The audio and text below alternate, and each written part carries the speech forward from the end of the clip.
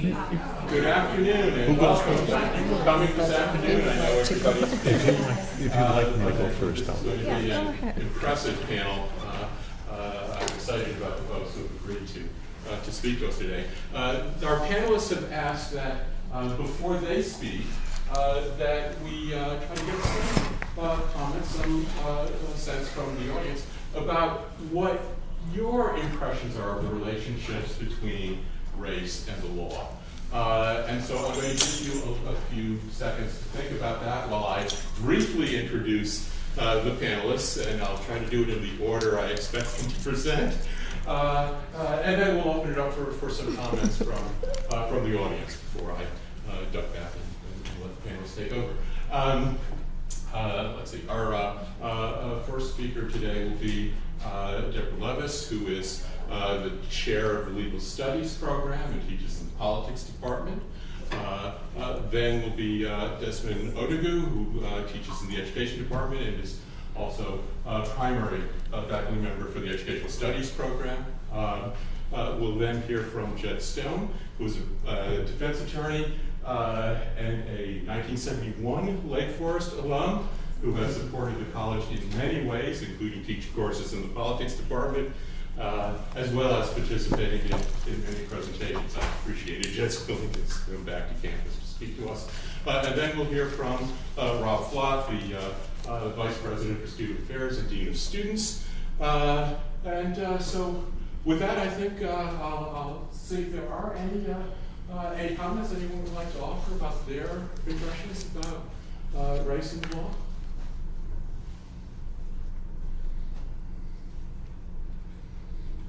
Yes, go ahead.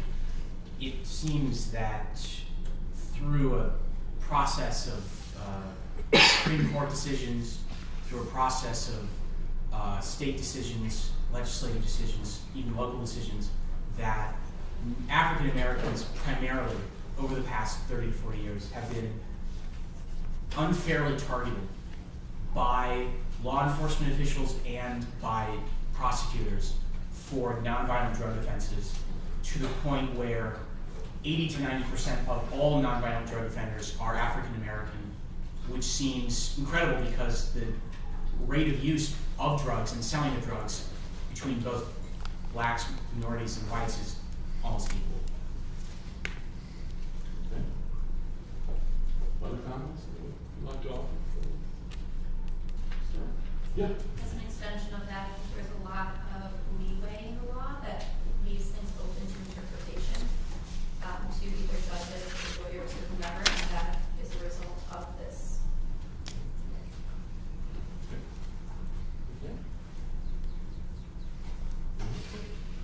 Yeah, today in my legal studies class we discussed about affirmative action, and I would like to just make a comment that it's, I think, one of the greatest policies to actually make sure that everyone who wants to get education or everyone who wants to get whatever they want in the US, they will definitely get it regardless of their race.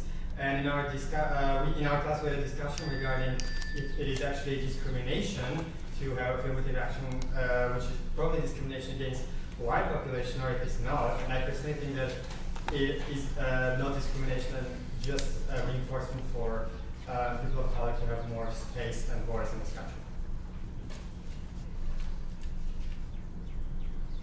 Anyone else?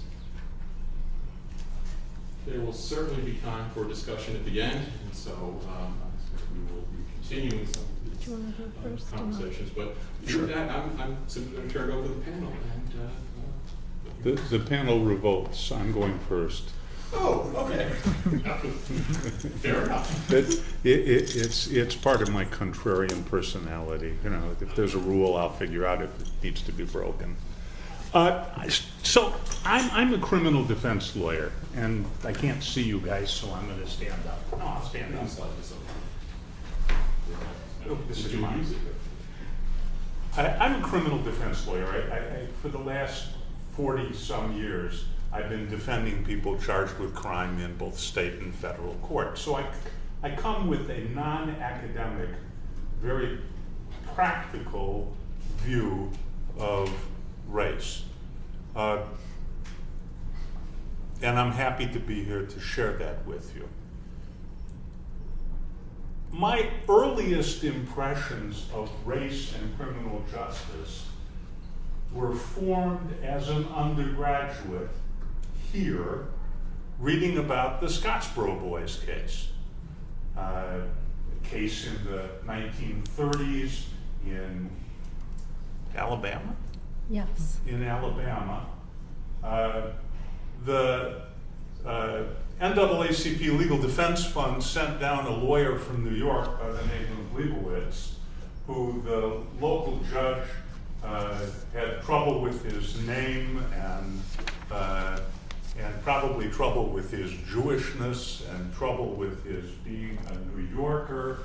And when he objected at the trial of these young men charged with raping a white woman, young black men raping a white woman, the prosecutor stood up and said in a perplexed voice, "I don't understand this lawyer's objections. I do this in every nigger rape case."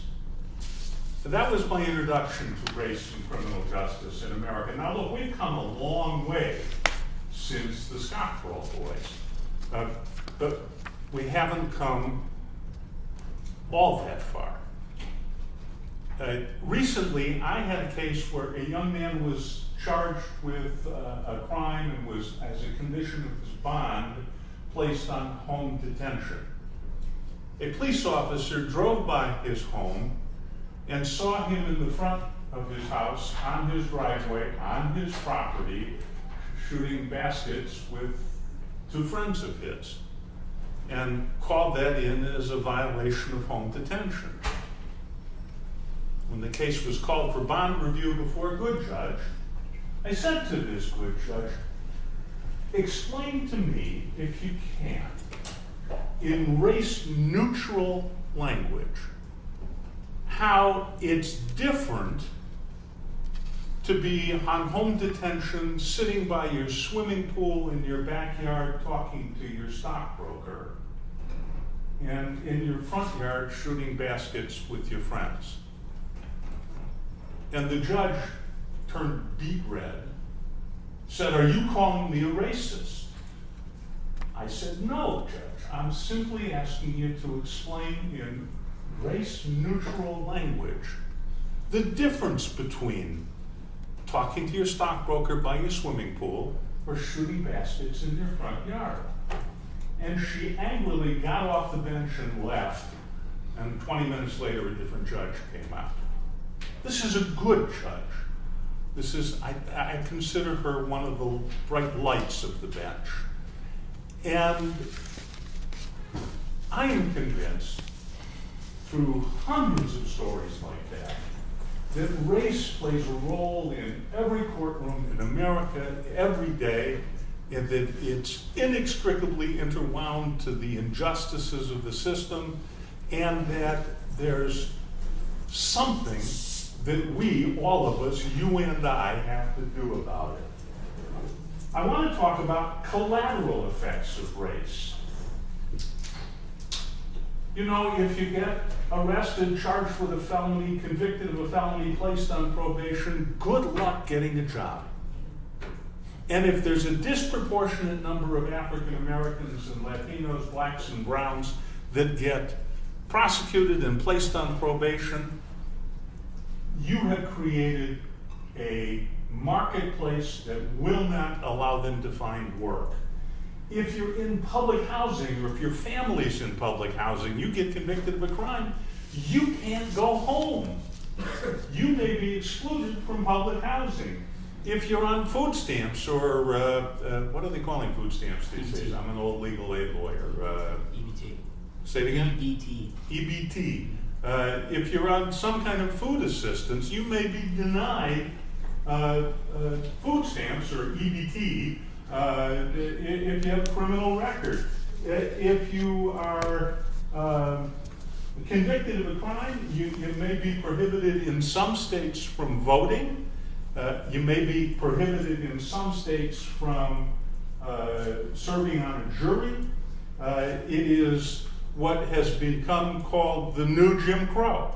There are criminal sanctions that will take away certain of your human rights. I want to talk about prosecution a little bit. And this is something that I've always found deeply troubling. What do you imagine? I've represented over 140 people charged with first-degree murder, a lot of murder cases. What do you imagine the first question I ask when I'm told by a paralegal a new murder case is coming in at 4 o'clock today? What do you think I want to know? The first thing I want to know. Are they black? That's actually not the first question I have. It may be a question I'll want to know the answer to, but it's not the first. What do you think? Anybody else? Are they guilty? Are they guilty? Doesn't bother me. That's not one of my questions. Can the state prove it? That's an important question. How about what's the race of the victim? The race of the victim. More important to me than the race of my future client is the race of the victim in the case, because the race of the victim will, pardon the term, color the case throughout. There are studies, Professor Baldus at the University of Iowa did a famous study on the death penalty, that the race of the victim is the greatest single indicator of whether or not the state will seek and obtain a death sentence in a capital murder case.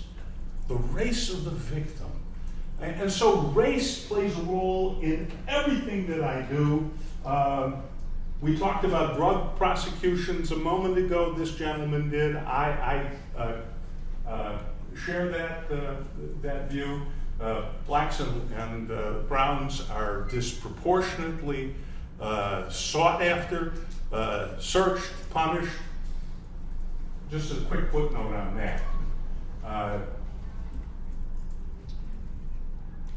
We hear about drug interdiction programs, traffic stops. In the state of Illinois, the state police had a program called Valkyrie. They pull people over. Out of that arose the famous tagline DWB, driving while black. We know that police officers pull over minorities at a far greater rate than they pull over white drivers. We know that. We know it empirically, we know it just commonsensically, just through our observations. What we almost never think about is how frequently they pull over a black driver, search the car, and find nothing. Because we don't know. There's no arrest. There's no record. It's just an illegal stop, an illegal search, and an imposition by law enforcement into the life of an otherwise innocent person. One of those innocent people, by the way, was the United States magistrate from Peoria, Illinois, on his way from Peoria to a Bulls game, and got pulled over DWB, driving while black. Sir, I'm wondering, do you have any guns or drugs in the car? The state trooper said to a United States magistrate in a Bulls t-shirt. No. And of course, there was no record of that. He just was able to drive on. And he never told the cop, I'm told by the magistrate, he never told the cop that he was a United States magistrate, which makes me respect him even more. Last thing I want to say, and then I'll sit down and learn from these wonderful panelists. I started practicing law in 1975. In 1975, there were 225,000 men and women in America's prisons and jails. I thought that was a lot. Today, there's 2.25 million. 2.25 million people in prisons and jails in the United States. And Jeff Sessions wants to revive the war on drugs.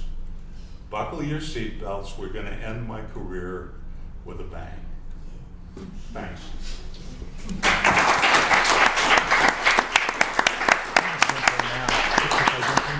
Is it okay if I jump in? Oh, yeah. We're going to go further out of order, Professor Lombardi, because Jed provided some nice segues for me, I think, that I might sort of piggyback on. And some of the things that he talked about are really sort of the legal and practical the collateral aspects of race and the law. And there's other, I think, more subtle ways in which race intersects with the law. Some of those might be considered psychological or social in some sense. And my role here, the faculty in the middle will give, I think, some of the academic expert perspective, putting the pressure on you. I mean, I'll share a couple of perspectives related to this psychosocial piece that connects with me. It's interesting because at Lake Forest, as the Dean of Students, I'm afforded a certain degree of respect and status because of the title. Maybe because of my behavior, but the title, if nothing else, gives me a certain status and sort of respectability, I think. And I feel that on campus, largely. In my 13 years, I've felt that, and it's been an amazing place in that regard. But it's interesting how there are many other places where that doesn't happen, no matter what my education, no matter my income, my credit score, my character, all of those things that we value in certain circumstances don't matter a lot. And one example I give, I lived in a community, I live in Chicago now, I lived in a community near Lake Forest for a number of years. In the last couple of years, and people who know me don't consider me, I think, a paranoid or dramatic person, but I remember last summer I was still living in this community on the North Shore, and I'd gone out for a run, and this is in light of driving while black and the shootings and so forth that were happening, and nothing happened to me, so there's not going to be an end bad thing that happened to me in this circumstance other than sort of my psyche, if you will, and some of you have heard me maybe share the story a bit. So I finished running. I'm sitting on the lawn in the condo complex that I live in, and it's considered sort of an upscale luxury sort of condo complex. And I'm in the moment thinking, okay, I'm a sweaty black male sitting on the lawn in this condo complex at almost dusk. And I remember sitting there thinking, I'm not sure if I can stay out here for very long, because if a police officer drives by, how are they going to interpret me? What am I going to need to explain? And I don't have a weapon, I don't own a weapon, but they might say this person's been running from something, right? Not out for a jog necessarily, but running from something, and we need to question him, and I get up and get questioned, and something bad could happen. I don't know that I felt that 10 or 15 years ago necessarily, so I think we have come a long way, but it struck me to have that experience at my own home, essentially, or outside my own home, where I felt it's probably best for me to go inside so I don't find myself in a circumstance that could go the wrong way. And I don't think I'm paranoid in that necessarily. The other example was about the same time, last spring or summer. I have two sons, and we were texting each other. This is shortly after the shooting that happened, I think it was in Minneapolis or so last year. And my younger son, who's a high school senior, lives in central Illinois. My older son, Rob, lives in Chicago, has an apartment there, and I live in Chicago now. And my younger son, texted and said, "Did you guys hear about the shooting, right? Another, black male shot by a police officer." Yeah, we saw it.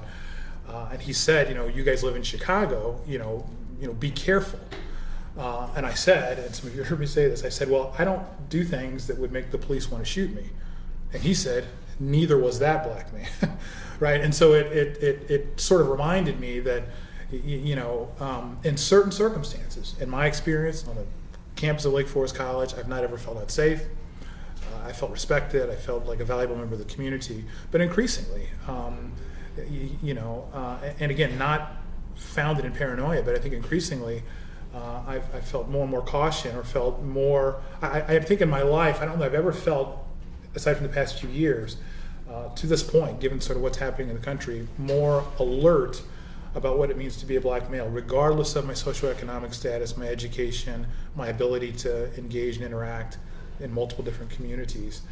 Once I step off this campus in many different circles, I'm just a black male or a nigger to some people, right? And that it's interesting because it creates sort of a dual experience in a sense, right? I mean, my experience of being a professional educated person, and then being a black male in the U.S., and it's something that you can't really escape from. Others in the room can probably speak to this. There are moments when there's respite from it, where you just don't think about it all the time, and then there's moments that I step into a community and it's high alert, right? Even though there's not an immediate threat, there's that sort of psychic or social recognition that this is a place that I could be in danger by doing nothing.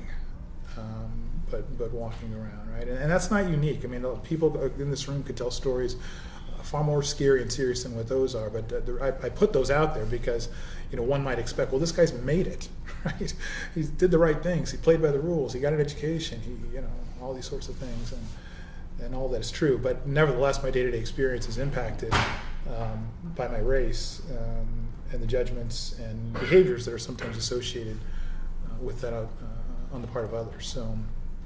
So we wanted to sort of add a sort of some anecdotes to that extent. There are other stories to tell as well, but I wanted to follow up from Jed's piece in terms of sort of the legal. I mean, there certainly is the legal and economic component, but then I think the impact psychologically and socially on individuals as well that sometimes are indirectly impacted by race in the law. So, and it goes without saying, I mean, if I'm pulled over by a cop, it's 10 and 2, right? It's don't move, don't say anything. There's a debate really, do I flip my recorder on my cell phone just to kind of have this documented? It's yes sir, it's humbling myself in a way that's kind of embarrassing, but as a means to minimize the chance that something untoward might happen because I'm seen as haughty or arrogant or whatever, so. I'd like to jump in now because Rob told this story in our preliminary. We actually prepared to meet with all of you, and I have been thinking about Rob's story, and it has resonated with me because I'm going to approach this from the law, from the Constitution, and I keep thinking of the word, I mentioned it in class this morning, conundrum. There's a problem here. There's something that I cannot solve by the tools that I have been given by our Constitution. And so, on the one hand, what Rob is saying is, it's tough to be black. And I don't want anyone to ever forget that I've had to work harder, I'm speaking for you, and I've had to follow the rules, and I still live with a sense of a foreboding shadow behind me. And the way that the Constitution has presented this dilemma is very different. So I'd like to give you a little bit of this history in that what Rob seems to be saying is don't make blacks colorblind. Don't be colorblind to who we are. We have suffered. We are continuing to be singled out. And yet, under constitutional law principles, the goal has been, since after the Civil War, let's try to make a society that is equal, that is colorblind. And how there's a dichotomy here that I need help from all of you after I give you 200 years of constitutional law in about 3 minutes that, I'd like to talk to you about. So obviously the Constitution started off from the premise of a lot of rich white men that wrote it, women excluded, by the way, as well, where people of color were not even considered people. They were property, they were chattel, they were to be returned like a refrigerator or a car if you went to the wrong place. People of color were 3/5 of a person in terms of voting in our Constitution. So the 14th Amendment, certainly, which was ratified in 1868 and came after the Civil War, was an explanation. It was a decision to be made that no government, not private entities, but no government shall treat people differently under the law, the Equal Protection Clause. And so if you will, if you look at what that goal seems to have been, I'm going to read from a case, the dissenting opinion in Plessy versus Ferguson, which many of you have studied, which is sort of our benchmark of what we thought about equality in the late 1800s, and what we thought was keep everybody separate. It's okay. Keep blacks separate from whites, separate beaches, separate pools, separate schools, separate cemeteries. You can't even die together. You can't serve in the army together. You can't play ball together. You can't do sports. Keep everybody separate as long as the facilities, the train, the bus, the opera seat, whatever it is equal. And in this particular case, Justice Harlan is the lone dissenter, and many of you may know this language, but he says, and I quote, "But in view of the Constitution, in the eye of the law, there is in this country no superior, dominant, ruling class of citizens. There is no caste here. Our Constitution is colorblind and neither knows nor tolerates classes among citizens. In respect of civil rights, all citizens are equal before the law." Okay. And then we go through a history through Brown versus Board of Education of trying to chisel away at this idea of what is separate and what can be equal. So just as a few examples, and I think I'll just get up to go out the door for a minute, but there was a case in the 1930s where a black man applied to law school. And the law school said, "You're very talented. However, you're black, and our school doesn't accept blacks in Missouri, but we have a great idea for you. We will send you to an adjacent state that accepts blacks into the law school, and you can get your legal education." And he brought a lawsuit, and he said before the United States Supreme Court, that's not equal. Why do whites get to stay in their state and go to their state school, but blacks have to go away from Missouri? And the court agreed. So we had a little chiseling away, right? So what university was that? University of Missouri, the case is called X. Rel. Gaines versus Canada, but Canada is the provost of the university, not the country. Okay? Then in Texas in the 1950s, in a case called Sweat versus Painter, the petitioner wants to go to law school at the University of Texas, Austin, and Austin knows the Gaines case. Austin, University of Texas, says, "Could you hold on 6 months? We're going to make a black law school. It'll be great. It'll be on the other side of town. A few of our faculty will go over there and teach you. And maybe or maybe not, you'll get a law degree and a job, because the differences between the University of Texas, Austin, and this new 6-month school are going to be tremendous." But the petitioner, black man, went to the Supreme Court and said, "This is a violation of the Equal Protection Clause.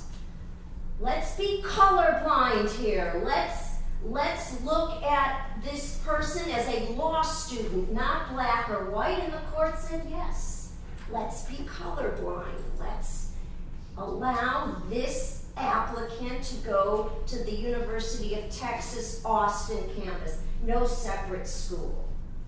Then about a year later, sorry, Haka, because I know you're trying to film this. There's a case out of Oklahoma where the petitioner is an older black man and he wants to get a PhD in literature, and he applies to the University of Oklahoma, which knows about the Sweat case and the Gaines case. This is the McLaurin case. So Oklahoma comes up with a great idea. You are admitted to our school because you are so capable, but if you don't mind, Your seat will be in the hallway. You'll still hear the professor, especially the ones that scream and flail their hands. And you'll sit in a separate area of the dining hall, and guess what? We've set up a table in the library for you so you can study there. And Mr. McLaurin said, that's not equal, that's still separate. If I'm sitting in the hallway, that's like a badge of inferiority that I'm not integrated into the group.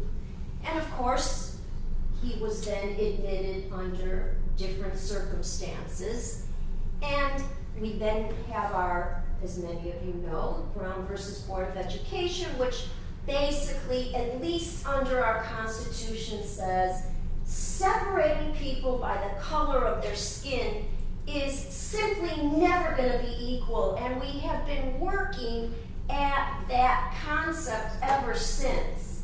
But when I think about what Rob was saying, there's a disconnect because the Constitution is constantly trying to tell us to not think about race first, but think about merit and people and not look at immutable characteristics, as they're called under the law, because it's a footprint for gender, for nationality and ethnicity and sexual orientation. It's all within the realm of looking at people based on who they are as people and as capable human beings, as opposed to what they look like or what characteristics they were born with.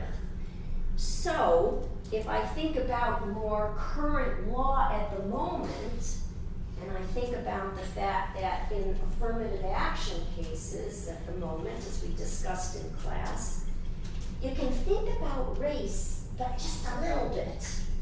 You can admit someone to a law school or a college if you look at what they did as an undergrad and what their job is and what their socioeconomics is. And then you can also look at race, as long as it's not the deciding factor. That's basically what the court has said. So instead of being totally colorblind, I'm going to go like this. I think this is where the law is a little bit, at least on affirmative action. And when I look at all the voting rights cases where the court has basically in the past decade or so said you cannot gerrymander districts to try to get majority black districts. You have to try to create districts based on geography and not based on the interest of the group. And so what that has done, in a way, is said, let's be colorblind about race again. And I don't know if that's really the correct solution. And when I look at this concept from the 60s and 70s, where there was no color blindness when it came to federal loans for starting businesses as an entrepreneur, as a black entrepreneur, you couldn't get a bank to loan you money. Or if you wanted to buy a piece of property, your first home, you couldn't get a mortgage. By law, the federal government said to banks, you can't loan money to certain areas. And of course, we know those areas were where there were minorities. So, guys, what I'm trying to present to you is that the law is confused at the moment. Perhaps there seems to be this disconnect that on the one hand, equality requires us to put blinders on under the law, under the 14th Amendment and the 5th Amendment. But on the other hand, the realities are that we do need to think about race. We do have to take it into consideration. We have a history that we have to make reparations for. And how do you do that without pinpointing racial issues and racial problems that have to be rectified, corrected under the law? So I think there is this interesting dichotomy going on. Well said.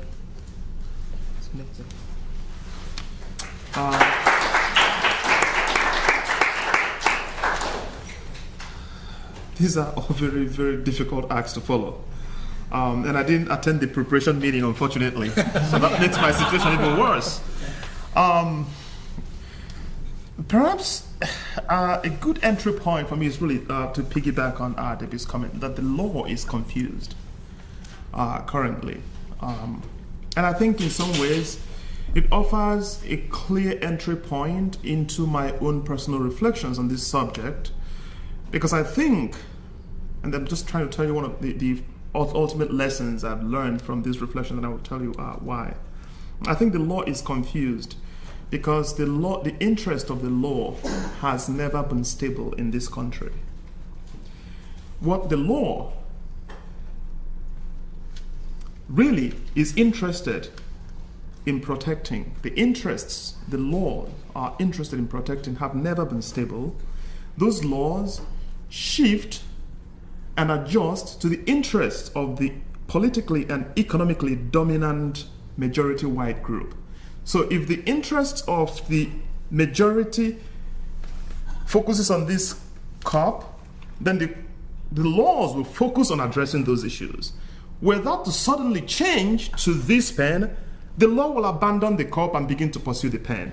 I think this is the reason the law appears to be confused. And to give you some perhaps more ideological angle to this, I'm glad to hear this conversation and the way it touches on the constitutional law, our own history, not just to go back to the history of our country completely, but even the ways that the government has been involved in creating the disparities we have, so with redlining and the restrictive covenants and so on and so forth. So, one way that many people, especially minoritized groups, have responded to all these histories is to resist, to demand that the law addresses their interests, to identify, as both Jem and Rob identified, that there are classes of citizens that we truly do have a caste system de facto, and that we should, as members of the society, recognize that and begin to seek public policy solutions to those. So there has been a resistance movement, so if you think about the civil rights movements, for instance, this is really what it is all about. And I think that most of the gains we've made have been in response to those demands, through resistance, through campaigns and so forth. I think the ways that minorities have actually used a legal strategy, that is going to the court, all the way to the Supreme Court repeatedly, to gain these small-scale changes that ultimately the court begins to work back on as soon as those interests shift, have been very interesting. But what I find interesting, especially in the most recent political development, and this is really what I want to use as my primary center for framing these conversations, that it seems to me that there is shifting of conversations or the language we use in talking about these issues that begins to concern me even more, because it begins to point to the depth of the issues we are dealing with. So I traveled overseas last December, and a lot of the political events that were happening here, I was hearing them from overseas. So I came back shortly before the inauguration, and by then, NPR, does anyone know about NPR? Okay, so I listen to NPR quite often. And they started this program, actually it's a podcast called Indivisible. I don't know if anybody else listens to it. And I thought, okay, this is interesting. I want to hear what the conversations are about, because it's all in response to the political development.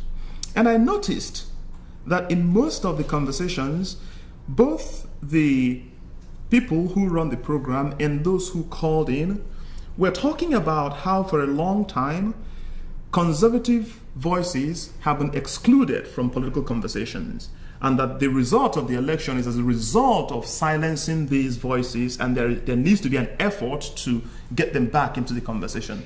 To the point that most of those people running these programs in introducing these will explicitly announce that if you voted for Trump or if you're a Trump supporter, they invite you to call in. So they were making direct appeals to Trump voters to call in and share their opinions. And I found that quite interesting. And there were many cases where people made the argument that they truly have been silenced and that there is a need to advocate for their voices. There were so many people who called in who blamed the media for this and so on and so forth. And I thought maybe this was a joke. And I listened, over a period of time, and this became a pattern.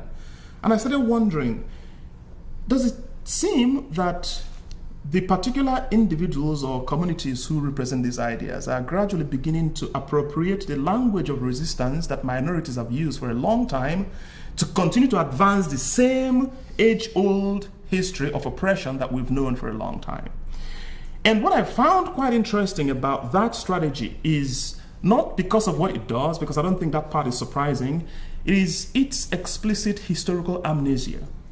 The fact that it just seems to completely ignore everything that we're talking about here. I think it would be impossible to talk about all of them in such a short time.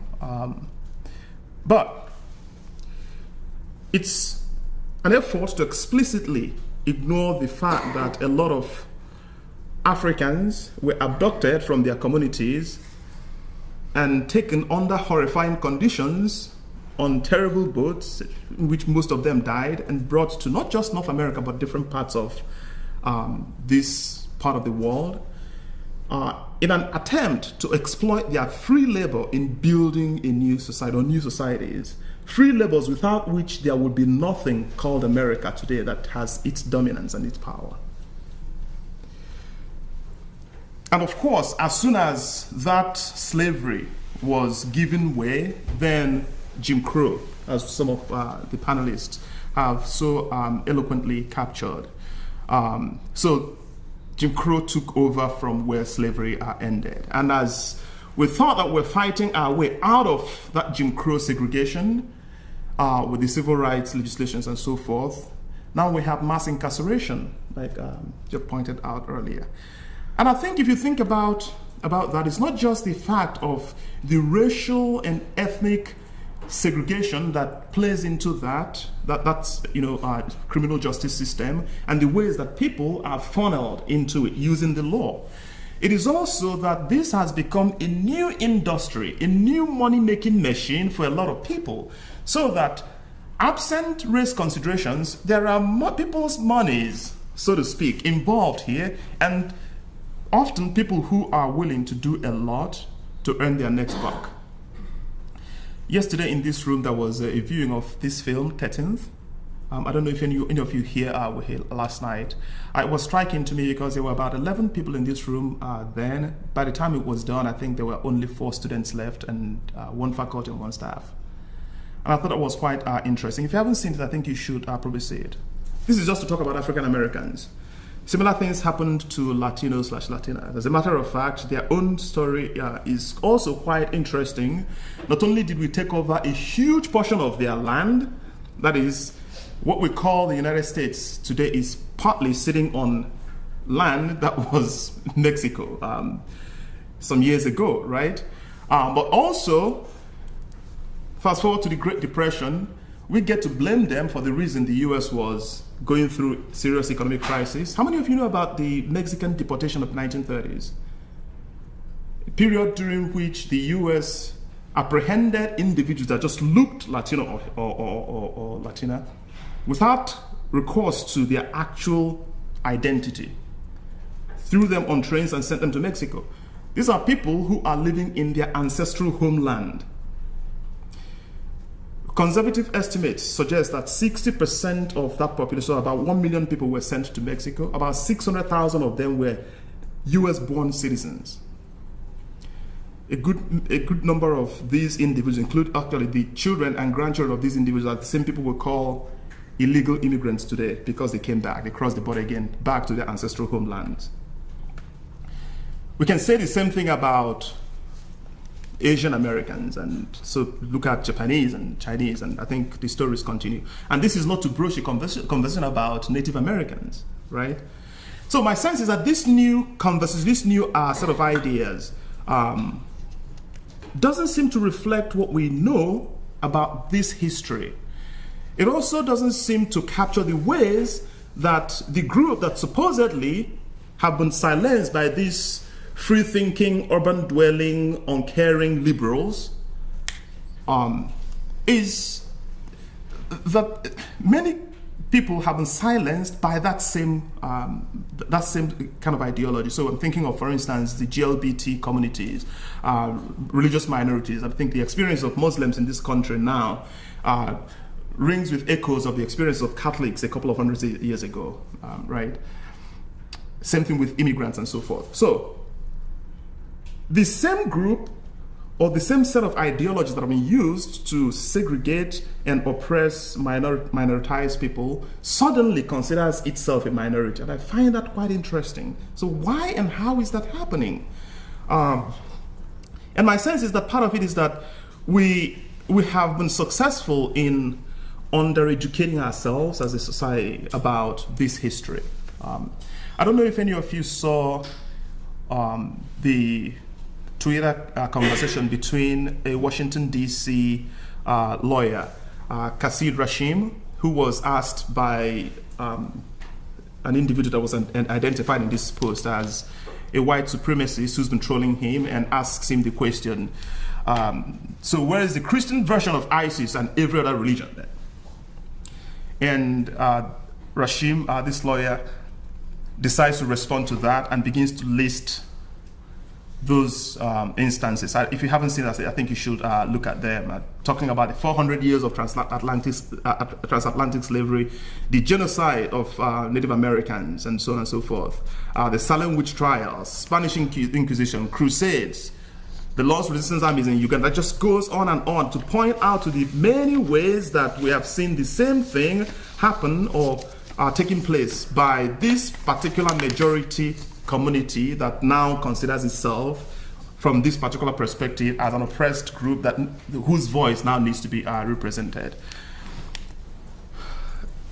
I think it was about 4 or 5 days ago, I was listening to the same Indivisible program, and one of the callers made a comment trying to push back on this particular argument and says, no, that the experiences of minorities have been so significant and no one has really silenced any voice, that on the contrary, minorities have had to invest significant intellectual, material, and social resources in fighting for or trying to maintain some productive stability in the face of all of this.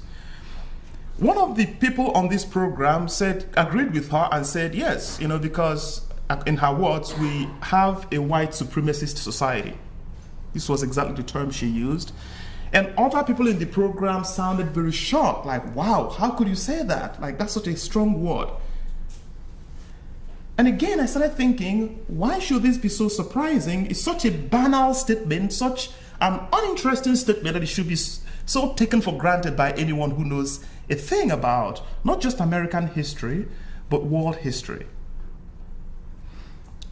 And my sense is that what is happening today, to come back again to this lesson, is that we've devised not only legal institutions, but also political and economic institutions that shifts its attention and its capacity to protect to the extent that the interests of the people it protects also are shifting. So I think that this is a very interesting dynamic.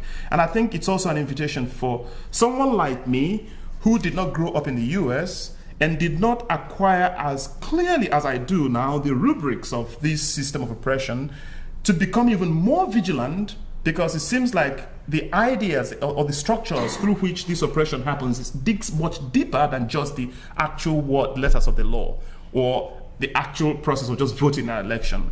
I think it happens at a discursive level, that is, the ways that changes the language of the conversation and defines the options you could even think of having. I'd like to close by suggesting that part of the reason this is also troubling is that what is happening in the U.S. is not an isolated, societal event.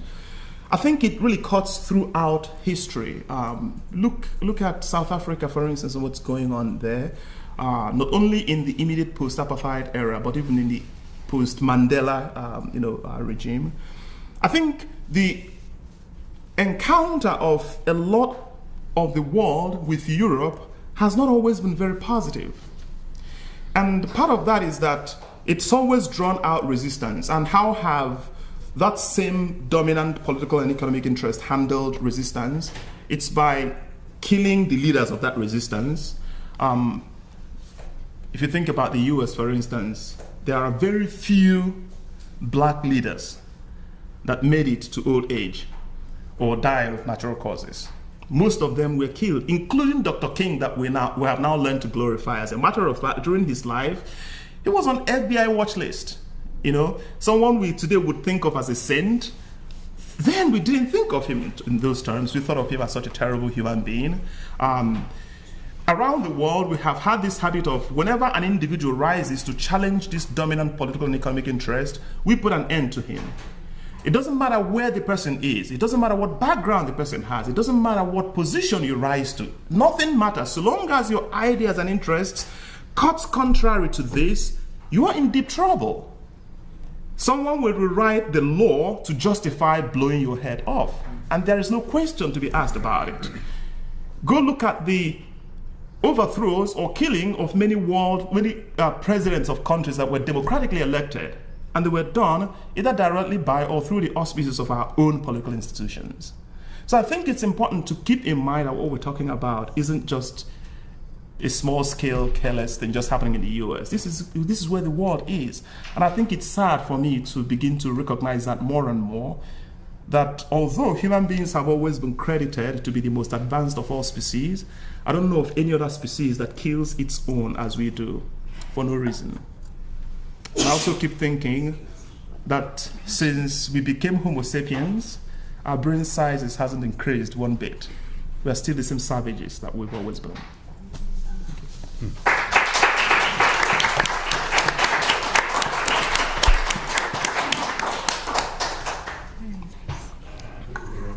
Questions or comments, and having heard the families have questions for each other or comments, please feel free to share them.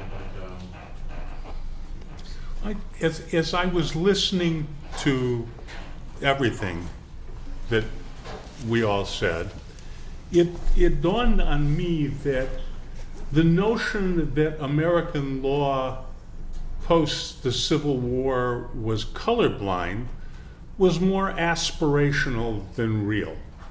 It was something that we liked to say of ourselves, but I don't think that's really true. How many people here were born after 1985? Yeah. So in the post-1985 world, how many of you went to majority black high schools? Almost half to 3/4 of the blacks went to majority black high schools after 1985. You went to high school in the mid-1990s. As I was sitting in this college as a student in the late 1960s, I would have thought that the entire world would have been segregated by 1995. It would be integrated by 1995. I would have thought that those battles were over. And they're so far from over. Look, I love being a lawyer. I love being a lawyer. But I'm not so crazy about the law. I agree that the law is a system of rules to keep people in their place.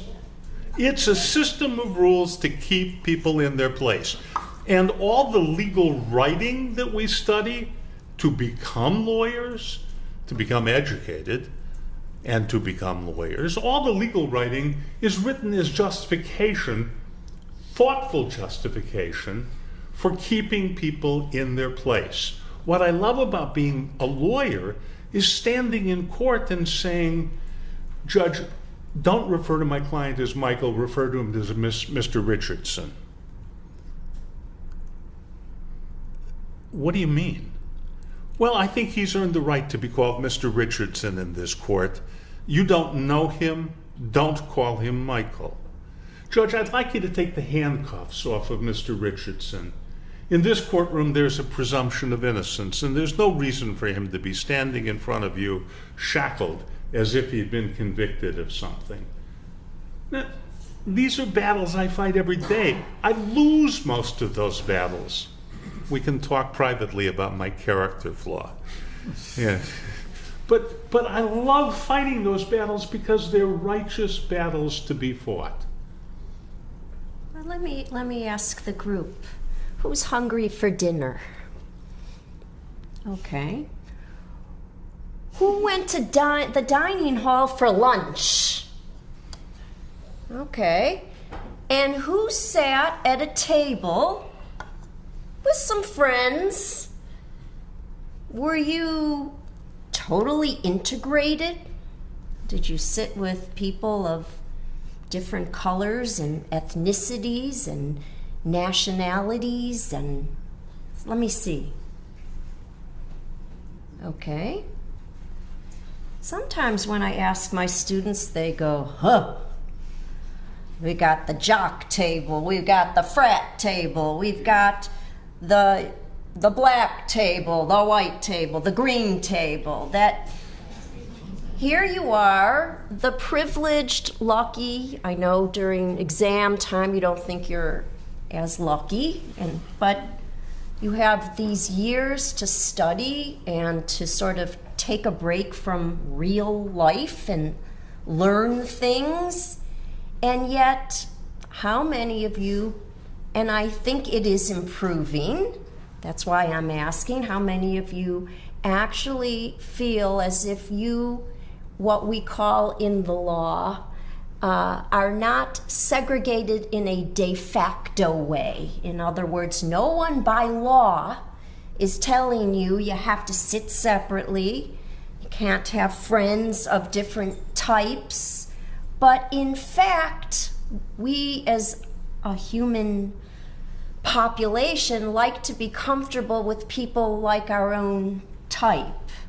And so we constantly, again, have that yin and yang, that pull of what the law is requiring us to do, what we want to do as a society, and what we're comfortable on a day-to-day basis doing. So just a little fodder, little food, no pun intended, for when you walk into the dining hall, take a look.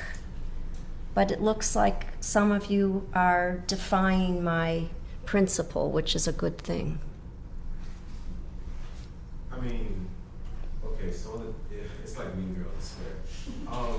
I mean, there are those tables that are separated by, like, sports. I think also by attraction levels, that's more like psychology based. But like, yeah, I mean, those things still exist. But I think once you kind of realize that people can be incredible people regardless of what they look like and sound like and whatnot, it just kind of happens.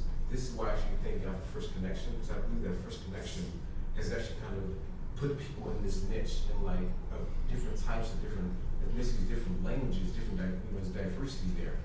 And people begin to make friends with other people regardless of what they kind of look like. And you learn some stuff, and you're able to ask them about their culture and open your mind up instead of trying to be with people in your other ways. But then also, I do see the benefit of being with people who kind of share the same kind of skin tone as you. I think that I don't really do that much on campus. I'm pretty sure there's like the benefit of like, I guess you're more so yourself in a way. I think sometimes somebody would probably like vouch for this better, but I still see the beauty within, I guess, both realms of that. So it's not mutually exclusive, is what you're saying. Yeah, I think there's kind of a good solid mix. As a historical footnote, I started as a freshman on this campus in the fall of 1967. In October of 1967, there was an all-campus meeting in what you guys call now Commonplace, is the dining hall. You're aging yourself. Yeah, I am. I don't know what you call it now. But we used to call it, what? Durand. Durand. The Wood Lounge. It was then called Commons, and there were about 500, 600 students there and a whole bunch of faculty meeting in October of 1967 to discuss the enormous problem of interracial dating. Can you imagine such a conference today? Can you imagine students being called to discuss the fact that whites and blacks were dating? As a second footnote to this historical footnote, you have a faculty member who's still a faculty member here, Carol Gale, who was then Carol Moody. Carol was a brand new, freshly minted PhD in the history department. I was a 17-year-old freshman sitting in a meeting talking about interracial dating, which I thought was the weirdest thing to be talking about, like, why is this a problem? When Carol stood up and said words that I will never forget, and words that have made me love her ever since. She said, if God hadn't meant the races to intermingle, he wouldn't have made the parts to fit. And I loved her for it. I'm going to challenge you a little on that, because other attorneys look at me like this. Please. While that statement works very well for interracial dating, it also is very offensive to the LGBT community. Ah.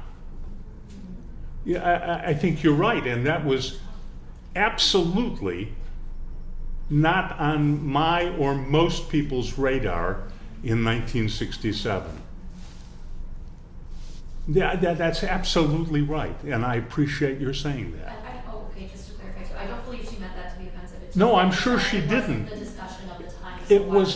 It was not. My first roommate in Blackstone, freshman year, same time, my first roommate was a gay kid from New York. I'd never met a gay man. Never. Didn't really understand. I mean, it took me months to figure out that he was gay because I just didn't understand it. It's one of the many lessons that I love this college for. You take a boy who grew up in a Jewish, I grew up in a neighborhood where everybody I knew was Jewish, where there were public beaches, and there were public schools and parochial schools. In the public schools, the Jewish kids went to the public schools. The parochial schools, the Catholic kids went to the parochial schools. And I remember saying to my dad at a public beach in the summer, where are the parochial beaches? Because there must be places where the Catholic kids go, but they don't come to these beaches. I lived a very near, I met my bridge partner in my freshman year was an African American from Cleveland.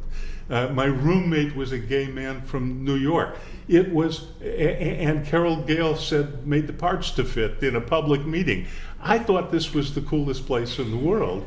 And I just wrote yesterday, over the weekend, in response to the marches of the scientists, that Roger Faber, who was in the physics department here, changed my life forever by teaching me a Physics 1 course. He just changed the way I looked at the world forever. So Lou said, thank you, Jet, for coming back here. My God, thank you, Lake Forest College, for opening me up to the world and teaching me, and helping make me into the crazy lawyer that I am 40, 50 years later. To piggyback on that, I have a question for the whole panel. Everybody in this room has some form of privilege, and that's why we're here, because we have, I know I have privilege being here, and everybody here has privilege. And what you just stated, the whole shebang with your experience here, was born out of privilege. And everything that everyone has said up here has been surely the historical arch of what's happening and how we've gotten to this point, even with you laying on the ground at your place. Where do we go from here? How do we take this privilege and change it into something that we can share with other people and expand this so that it isn't a privilege, that it is just life? And that's the only thing that I think is going to make a significant change in the laws and what we're focused on. Where do we go from here, though? You're right, I think. I mean, part of the challenge there is that I think privilege is largely invisible, right? I mean, I have male privilege, I have heterosexual privilege, and I don't have privilege when it comes to my race. I'm reminded about my lack of privilege when it comes to my race or ethnicity. I have to think about my privilege when it comes to being male or heterosexual. When I go for a run by the lake, I don't really think about my safety. Generally, I mean, there's things I just don't think about that other people, and that's because of privilege, is one example of privilege. And so I think part of the answer, I think, is recognizing that I have privileges that I was born into and didn't earn, and that I have some obligation to be at the least mindful of the privilege, but even more so, maybe active in some way, politically or otherwise, advocate, ally in some way around privilege. I think so long as people believe that their various privileged status or identities are things that they earned in some way, and thus, to challenge those privileges means that somebody's taking something away that they earned. I think that'll continue to perpetuate the problem. So I mean, part of the answer, I think, is acknowledging unearned privilege. Before I answer that question, I wanted to comment briefly on, Debra's earlier comment and in the students' response about who you sit with, and how we feel comfortable to identify and work with people we identify with the most. I think part of. Thank you very much for the congratulations. I think that part of what interests me here is trying to understand why and how we make those choices, sometimes instinctively.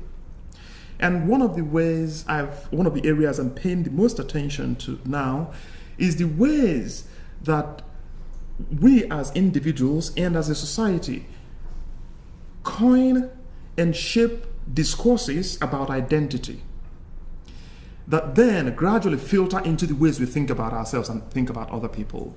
For instance, to use a criminal situation as an example, someone is arrested by a law enforcement officer. You see that on that 5 p.m. news. And the language that is used in describing that person can have such a powerful impact on the ways you think about not just that particular individual who you certainly don't know, but every other people that look like them. I remember when I moved to Chicago newly, I commented on someone after watching the TV. Why does it seem like each time there is a mugshot of someone arrested and the person is black, it seems like that mugshot stays longer than if that mugshot was a white person? And it just seemed odd to me, and I started watching that, and it was my personal observation, right? Also, if you watch the language used in describing such a person, I think one very good example that I can just think of is the physician, I think he is, that was dragged out of a United Airline plane. I think I heard commentaries about the ways that he was characterized following that as belligerent and so on and so forth. So often the ways that human beings are characterized can gradually begin to shape the way we think about them, that you find yourself instinctively beginning to avoid some people and gravitate toward other people. This is how internalized racism happens. You internalize those structures that were used to oppress you, and then you begin to visit that on other people. Now, what do we do about that? I think that for so long, I and many people I know think that acting on things like this is just something you compartmentalize. This is something you go out and you go and protest and you go back to your normal life. Or you go and do something and then you recall back to your comfort. I think it is something you have to live on a day-to-day basis. You have to challenge it wherever you see it, talk about it, engage with it, become an ambassador, not just for diversity, but for peace, for a rethinking of what it means to be humanity, a rehumanization of humanity. I can give you so many examples, but just to give you a few. yesterday someone calls me from overseas and was asking about something, and in that conversation he says that apart from our current president's comments about immigrants, he was 100% in support of him, especially because of his views about Muslims, because Muslims have brought all kinds of terrible things to the world and so on and so forth. I waited patiently for him to finish. By the time I began to respond to that, I think it had taken over 30 minutes, and he was begging for mercy. I was not going to let him go on that particular point, but I said, you have been so comfortable in your own tiny world of privilege that it is convenient for you to hate on Muslims, but you don't like when someone hates on you as an immigrant. Isn't that ironic? You know, I've had some other person who told me, I can't understand these African Americans. They are lazy and welfare dependent and, you know, this and that, all kinds of things. I didn't know where to enter that. I said, you know what, I know you're from Nigeria, right? He said, yes. I said, all of you from Nigeria are criminals. You are 419ers. You dupe people. That's all you do. And he was like, no, this person actually happens to be a priest. It's like, no, I'm not. That's not many Nigerians. That's just a handful. Like, no, all of you are. It took almost 5 minutes for him to get this. Think about that. So the point I'm making here is that this is something you've got to live on a day-to-day basis. Encounter it. One of the favorite things I do is I go to church on Sundays. Every so often, I'll dress in a traditional Nigerian attire and go to a whiter than white church. And I just walk in there. But the thing is, the reason I do that is sometimes you've got to take that message to them to get them to say that you don't buy it. It might be their first encounter with someone that looks like you in a very long time. Someone has gone to begin to create counter narratives. So when people try to create these kind of narratives about who you are or how things function, we all have an obligation to counter such narratives, to try to create a corrective of that, sometimes those that also are grounded in historical fact. And unless we leave that, we're going to continue to deal with this machine. As you were talking, I was thinking about the house I grew up in. So you weren't listening to me? Oh, yes. I was thinking about the house I grew up in. And I don't know that this works for everyone, but for me it worked. I mean, it really helped shape my life. My father was a high school dropout, a working class guy. Probably in the 1950s, probably a leftist, pinko, maybe a communist. I never actually saw my dad read a book, but he was a smart guy. So every year we'd celebrate Passover. And every Passover, my father would read the phrase, "When I was a slave in the land of Egypt." And every year he would talk about why we meet as a family once a year, and he would say, "When I was a slave in the land of Egypt." Because my father was never a slave in the land of Egypt, he'd never been to Egypt. But he insisted that I and my sister and my cousins all understand that we were once slaves in the land of Egypt. It is personal to us. It is what Dr. King would have said, an injustice anywhere is an injustice everywhere. And I remember at age 6, maybe 7, sitting in synagogue with my father, and there was Hebrew writing on the wall, and I said, "What does that say?" And he says, it says, "What is it that the Lord requires of you? Only to do justice and love mercy and walk humbly with God." And my father insisted that that's all that you have to do to lead a good life. To do justice, love mercy, and walk humbly with God. Well, my father thought that was all doable. And for him it was, and for me it's a work in progress.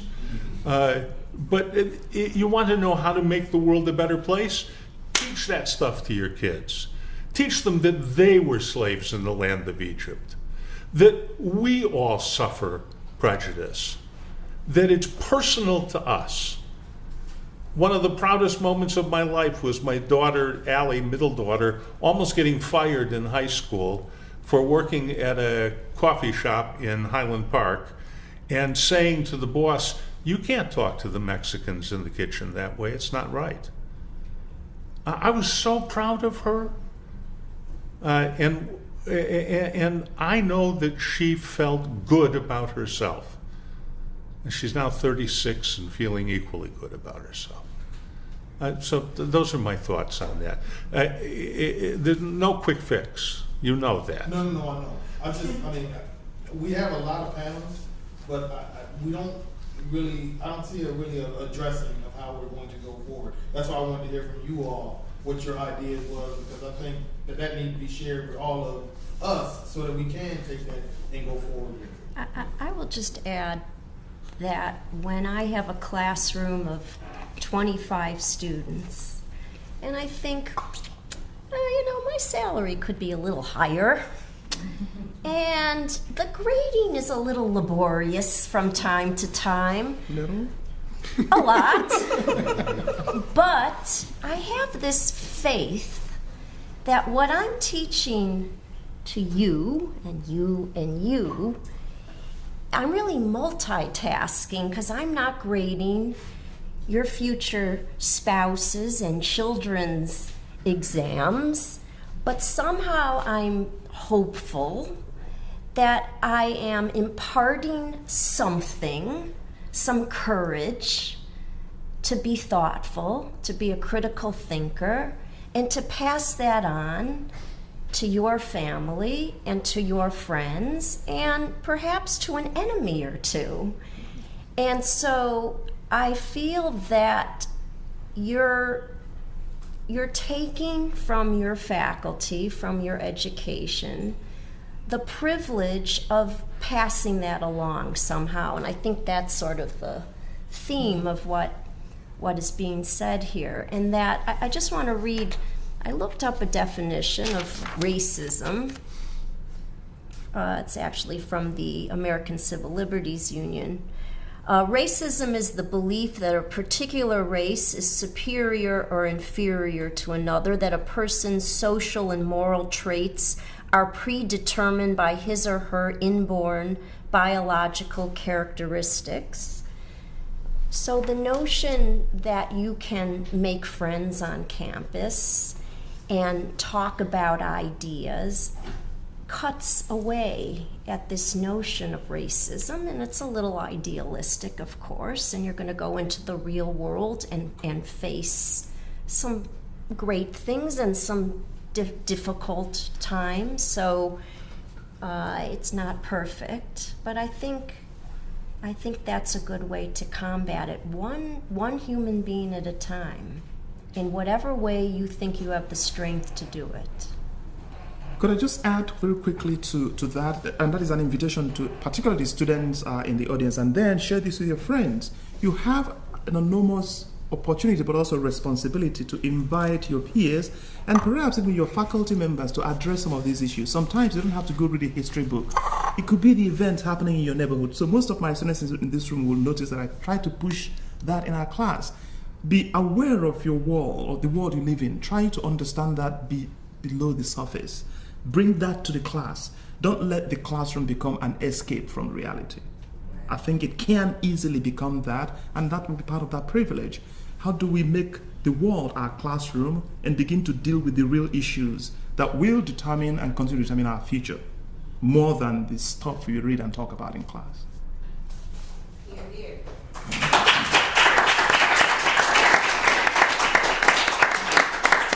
I think to do this, we have run a little longer than I originally anticipated. It's probably time to thank our panel again for their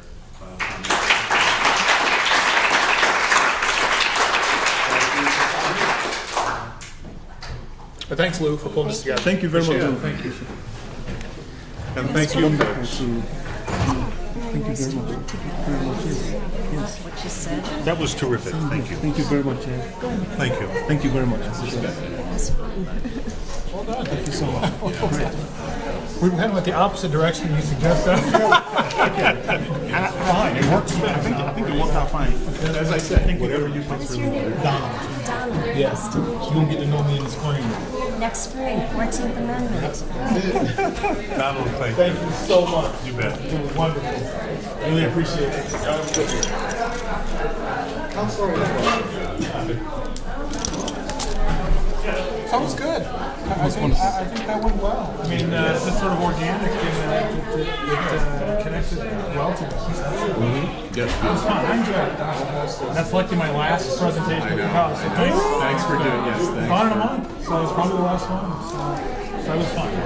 It was fun. No, my pleasure. I was looking forward to it. I enjoyed the first one, and I really enjoyed it. So I'm glad you considered it.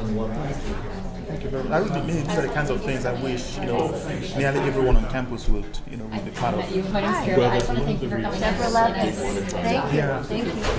I think it can be used in other classes. Social justice. I'll see you later, but I want to thank you too for coming in. Bye. Use it, I think, so to have it available. Yes. Rather than just the person here. Yeah. Dinner with my son. Just Thank you very much. Thank you. It's wonderful. Thank you, Desmond. Good to see you. Hi, nice to see you. Good luck. Good, good. What'd you think? I love it. So, I'm just going to be real curious. I don't disagree.